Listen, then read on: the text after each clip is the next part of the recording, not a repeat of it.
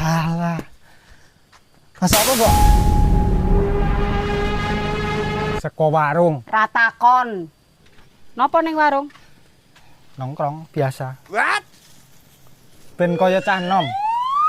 Gumun ora, Guys? Ngganggu aku lin marut ora tak teruske lho. Ora teruske ya karep usangane ora mateng kok. Jajan.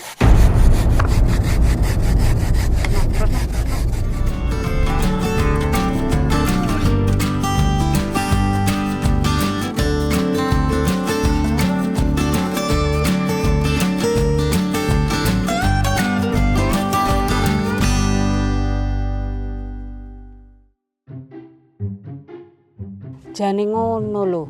Nang omah ki ana 4 personil. Aku pakne anak wedok, anak lanang. Tapi nek yayahene anak wedok nyanggar, anak lanang voli. Lah pakne lemune ngeterke anak lanang tak titipi gula lho. Suwene kan ngeterke tok. Nanti lho saya arak grimes mendung berjalan ngene lho. Wis biarpet cuacane malah apa nang gawe ya Ndara. Nani Joko, Nani Deria. Kan ngobrol-ngobrol ning kono. Tapi engko nek keblendingan malah udanan. Alah. Iya bener. Nani Mbok Tin wae. Terus kan wingi Mbok Tin ngomong ora duwe kambil. Lah iki ono kambil siji perkerono engko menawa oleh sesuatu yang bisa ditukar. Wah, wis ra sida kesepian nek ngene iki. Harus berinovasi ya oto nonggo inovasine. Wis let's go kita berpetualang. Ngene iki budal.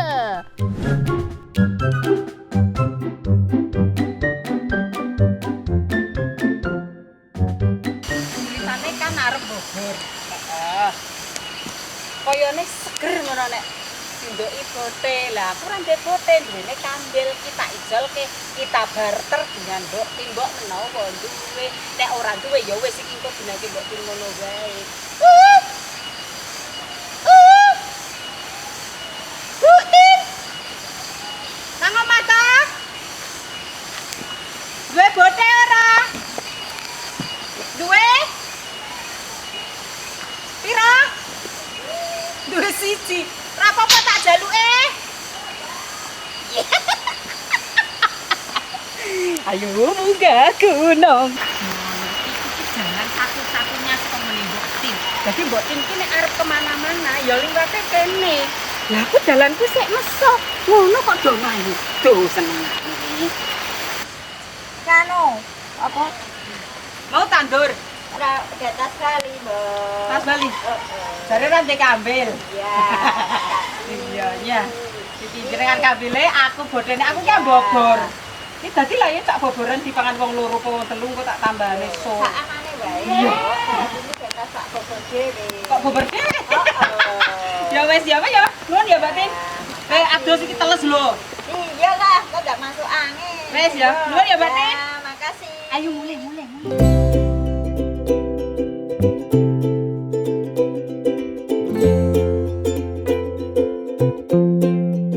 Jangan ngene lho, Ndara. Loh. Mau kan mlayu-mlayu saka ngene Mbok Tin. Semelange tambah deres jebol mendunge semilak. Dadi ra sida udan. Ki wis wayuh itu madu. Madu. Double mendua. Sudah mendua. Tungku endek karo tungku dhuwur. Loh. Sing dhuwur merah-meri wae kaya mbok enom. Ora murup njaluk digatekke. Ceritane apa ta, Mbak? Ceritane hari ini kan mau ya ampun, iki wis tak ceki lho botene iki. Iki tales sing jenis bote enak dienggo gawe kripik, enak dienggo gawe babar, enak digethok. Enak pokoke wis ngono. Mbabare kancane apa? Ana godongso. Walah jan isih enom-enom banget. Isih merah-merah ngene iki jan seger banget tambahi kates iki mau wis tak onceki. Bumbune brambang bawang salam. Wis ngono kuwi wae. Seger cemplung-cemplung, iki wis ana wajane. Iki sobloke nggo apa? Sobloke iki ngene, arep nyambel jenggot. Pancen nek bobor kuwi ora mbok aja kemebel to ya jan iramaku. Nek bobor kuwi jodone pancen sambel jenggot. Mengko karo goreng tempe garet iki wis tak ceki garek-gareti terus bumbone iki engko. Iki mbok tin ku dundang wae apa ya? Engko senanu nganu. Wis menyang arit lho mbok tin ki ngono lho Ndara. Dek nene iki mulih tandur ngono kae ora gelem meneng nang omah. Mbok grimis, mbok ngopo ngono ya dek nene tandang wae. Wis iso ngarit, iso golek kayu sembarang barang lho. Iki katese cukup disret-sret-sret ngene iki.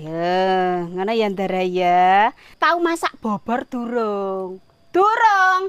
Lha jan iki masakane desa are. Kalian yang wong desa pernah masak bobor belum? Ya mesti sudah to ya.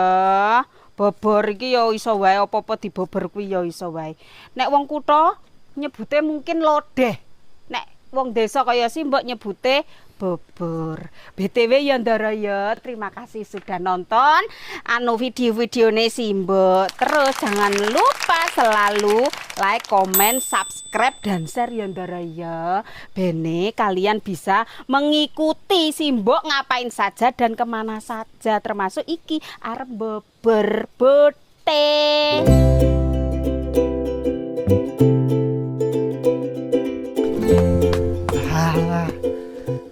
Masak apa, Mbok?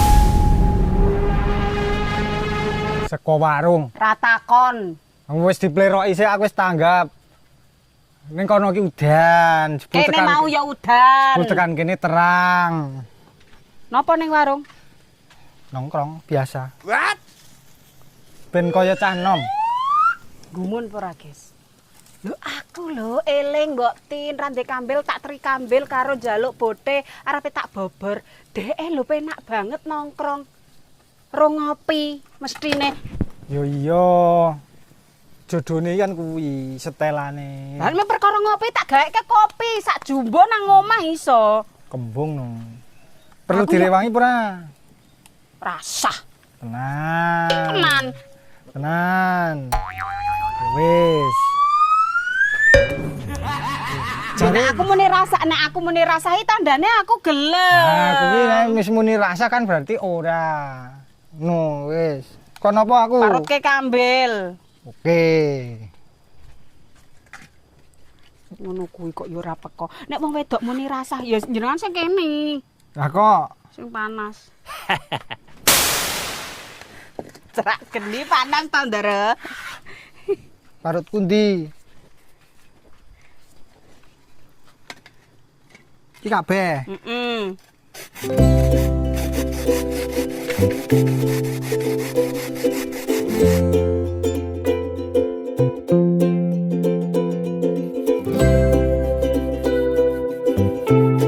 Lho wis, iki bote iki motong icen gede-gede ngene soale bene ketok lek nganu iki dicegukke ngono. Ya ora kudu ngono kuwi. Lah wong wajane nang kono kon Kan liwat kene ya iso. Kaduan iki lho cegukke ngono.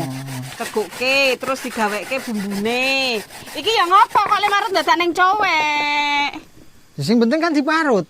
Lah nek iki mau le marut nang kene saringane kene sisan kan kok garek ndok banyu duleni wis dadi santen. Terus nek iki engko wis diparut, yuk iki dijukuk dipindah kene, kei banyu diperes dadi santen. Kesuwen.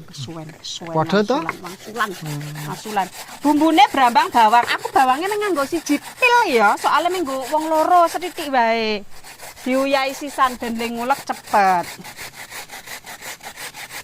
Iki engko nek tak santen kabeh engko aku ya seneni. Ya senene wong arep nyambel jenggot kok. Lah gene yo. Ya tapi kan saka kene iki ya tetep iso dijukuk, dipincuk nganggo godhong. Wis saiki tak ngomong terus curi banyu. Wis kene ngene. Ngene sambel jenggot ki ngene. Iki. Mene. Iki. Dibuntel. Dikukus karo bumbu-bumbune ana lombok abang kriting, lombok rawit, brambang bawang karo kencur. Gini iso mubeng. Ya kan mergo ora gaduh nek saka kono kan isik tekan iki mau. Geni iso mubeng yo iso wae. Kan iki energik iki disokke esok. Dikukus nganti mateng. Lho aku lek daden geni wis nganti loro dekne ngopi. Penak banget. Sekali-sekali. Ora sekali-sekali sampean ki.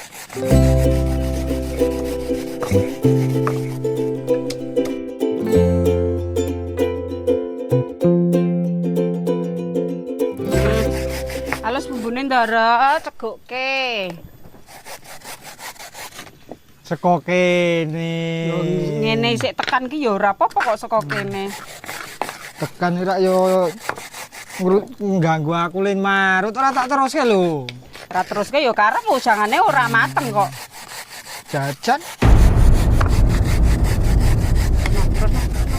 Lah wah aku sing nguruske kok piye to? Wes salahke nek jajan salahke. Yo engko nek wis mateng.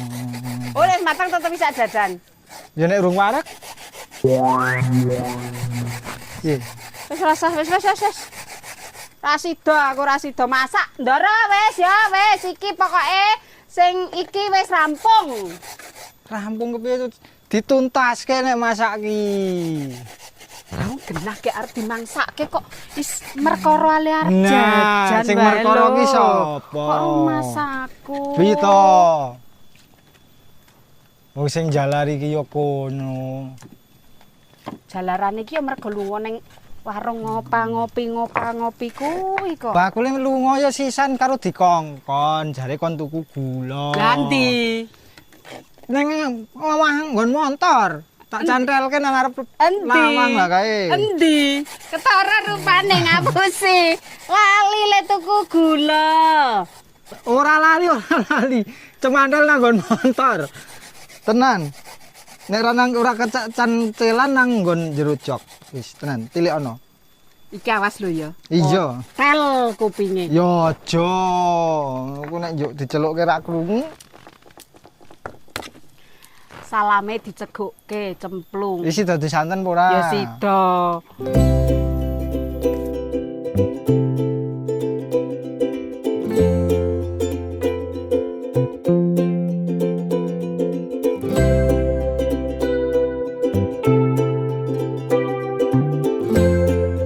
Wes iki siap digoreng Ndara ya. Iki diringkesi.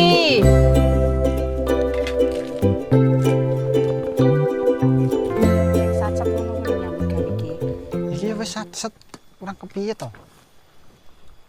Kurang anteng nang omah. Nang omah wae salah, lunga salah. Kepiye? Wes, mari kita masukkan santan yang kaprus dengan ampas klopo. Soale apa mau ngeyele marut nang nggon coweke. Ora kabeh.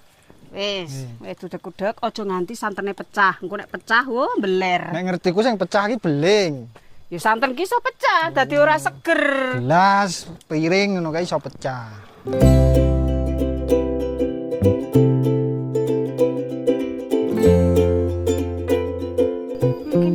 Mas. Sok. Ape? Heeh. Aja kok senggolke nggon mangkoke ireng kok. Lah ra iya. Apa ora? Wes. Beres.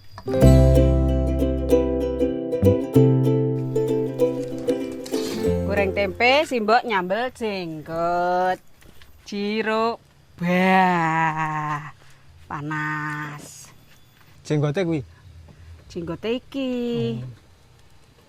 Iki dikukus kabeh terus diulek mengko. Wah ngene ngene. Wah. Panas. Genah aku. Wis ya Ndara, iki wis diuyahi, wis dimicini. Pakne wis nyegukke, aja nyiprati aku. Aduh. Aku ngulek sambele.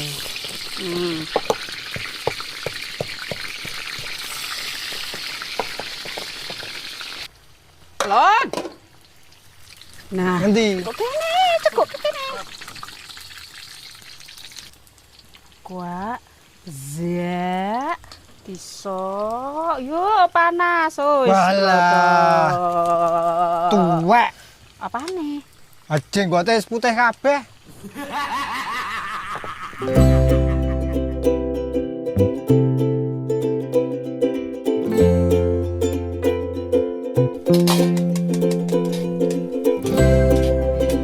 Piringnya siap. Yo. Nah, lawuhe siap. Sambele siap, bobore siap, donke wajane. Ayo gelar kloso terus seperti biasa. Makan hasil barter bersama Mbok Tin. Bobor bote sambal jenggot karo tempe garet.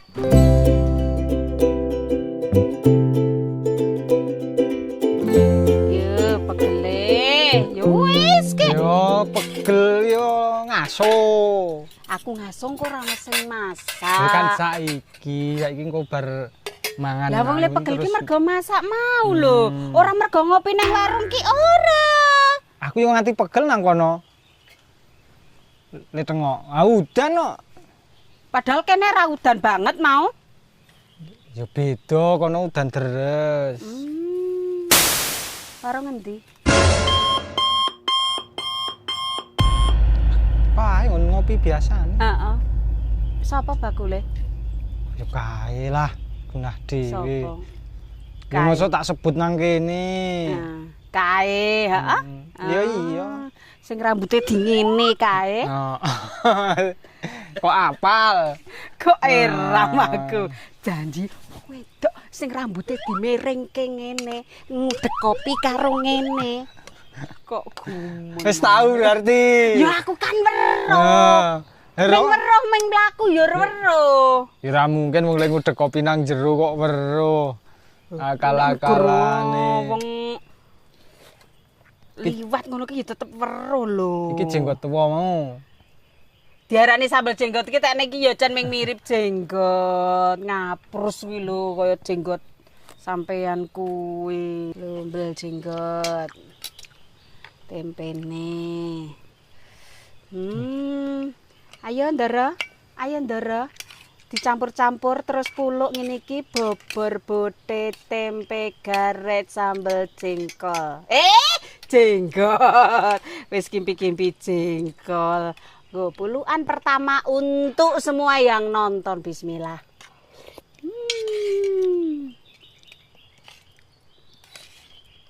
Lho iki bodhe iki ngene nek wis dadi bobor. Lho iki ya empuk, iki ya ora gatel, iki ya seger ngene. Ger.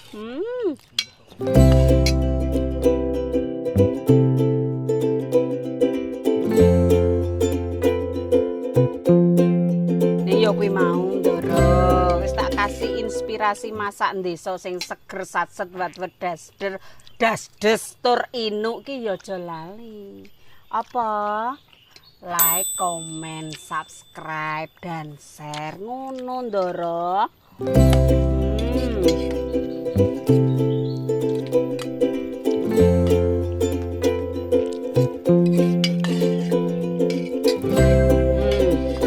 Tanduk muka. Wes. Arep. Arep jajan. Oh, ta wis. Cukup masakan iki wae aku. Engko njlingker, aku lagi beres-beres kono njlingker lunga. Ndak masakane. Nane Mbak sik ngene. Lah, masakan paling enak masakanmu, Mbok. Wis to. Bel kedes. Wis Ndara, aja percaya modelan-modelan sik ngono kuwi. Aku wis kebal aku wis. Jangan mudah luluh lantah hanya gara-gara diomong masakanmu paling enak. Lah, bel kedes. Ngene, Hmm. wong lanang kuwi Hmm. angger nang omah wis wareg. Hmm. Wis jodoh karo masakane, ora-orane nek jajan. Wis. Oh ngono. Hmm. Tapi tak gaweke kopi bendino sik ngopi. Kopi. Maksudnya iki lho, masakane pilihane kopi. Wis kebal aku.